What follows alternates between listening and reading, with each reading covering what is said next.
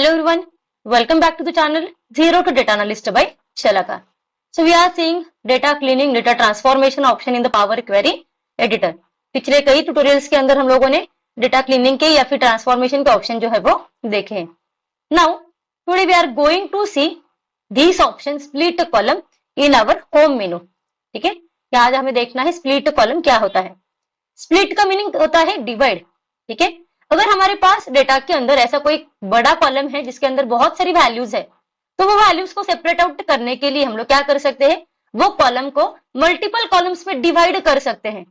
उसके लिए हम लोग ये ऑप्शन का यूज कर सकते हैं as a split column. Now ये जो हमारी क्वेरी है, ये जो टेबल है सीडीज नाम का, इसके अंदर देखो एक कॉलम है जहां पे लिखा हुआ है, देखो फोल्डर पाथ. ठीक है, फोल्डर पाथ ये वाला कॉलम जो है ना, इसकी लेंथ में और भी बढ़ाती हूँ सो दैट हमें सारी वैल्यूज दिखाई दे. सो यहाँ देखो ये बहुत बड़ा कॉलम है.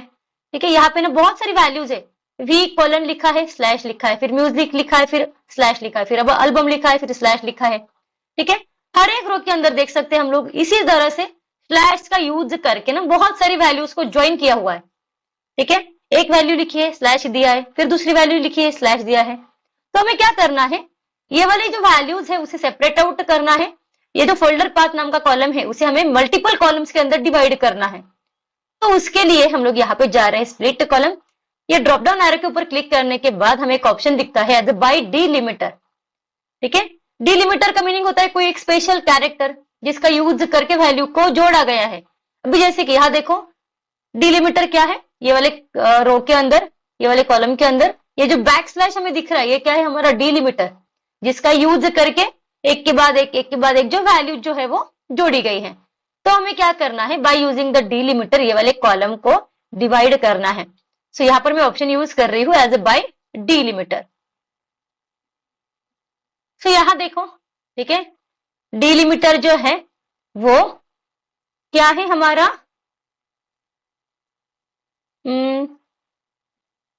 ठीक है, मैं इसे एज इट इज रख देती हूँ.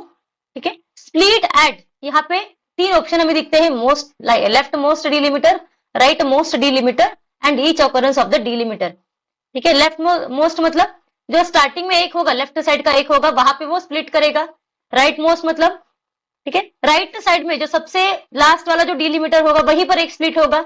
And each occurrence of the delimiter का मीनिंग क्या होता है, यहाँ पे जहां जहां पे हमें वो डिलिमिटर दिखाई दे रहा है, जहां जहां पर बैक स्लैश है, हर एक बैक स्लैश के वहां पे वो कॉलम को स्प्लिट करेगा. तो ये सारे ऑप्शन जो है वो मैं एज इट इज रखती हूँ. ठीक है, एक मिनट, हमें क्या करना पड़ेगा, पहले फोल्डर पाथ ये वाले कॉलम को सिलेक्ट करना होगा, then we are going to the delimiter splitting.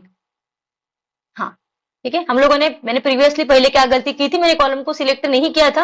अभी जैसे कि मैंने करेक्ट कॉलम को सिलेक्ट किया है तो ऑटोमेटिकली उसने डिलिमिटर जो है वो आइडेंटिफाई कर लिया, ये स्लैश हमारा. ठीक है, एडवांस ऑप्शन में है, हमें स्प्लिट करना है in the form of columns. ठीक है, तो कितने कॉलम्स वहां पे क्रिएट हो रहे हैं, नंबर ऑफ कॉलम जो है वो 5 वहां पे क्रिएट हो रहे हैं. सो यहाँ पर हम लोग करेंगे ओके.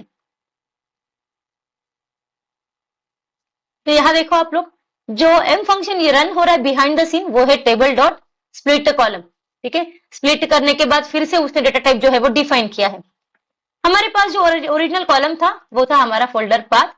हर एक डिलिमिटर के यहाँ पर स्प्लिट करने के बाद हम लोग देख सकते हैं फोल्डर पाथ 1 2 3 4 5 5 कॉलम जो है वो क्रिएट हो रहे हैं. ठीक है, वी कॉलन एक कॉलम में आ गया, म्यूजिक ये वाला वर्ड एक कॉलम में आ गया, एल्बम एक कॉलम में आ गया. सो इस तरह से क्या हो रहा है, यहाँ पे मल्टीपल कॉलम जो है वो क्रिएट हो रहे हैं. सो ये जो वैल्यू ज्वाइन हुई थी, ठीक है, वो अभी क्या हो गई है, मल्टीपल कॉलम्स के अंदर सेपरेट आउट हो रही है. सो इस तरह से हम लोग कॉलम को स्प्लिट कर सकते हैं बाय यूजिंग द डिलिमिटर. उसी तरह से यहाँ देखो बहुत सारे ऑप्शन है. ठीक है, हम लोग नंबर ऑफ कैरेक्टर्स को डिफाइन कर सकते हैं. ठीक है, मतलब जैसे कि हमें 10 कैरेक्टर्स का एक कॉलम चाहिए, तो वो क्या करेगा, 10 इस कैरेक्टर्स को कंसीडर करके मल्टीपल कॉलम्स के अंदर उसे डिवाइड कर देगा. बाय पोजीशन, ठीक है, हम लोग पोजीशन डिफाइन कर सकते हैं. ठीक है, 0th प्लेस पर ब्रेक करो, स्प्लिट करो, 10th प्लेस पर करो, 20th प्लेस पर करो, इस तरह से. ठीक है, by lower case to upper case है, by upper case to lower case है, by digit to non digit है, by non digit to digit है. सो इस तरह से ये सारे ऑप्शंस का यूज करके हम लोग कॉलम को स्प्लिट कर सकते हैं इन मल्टीपल कॉलम्स.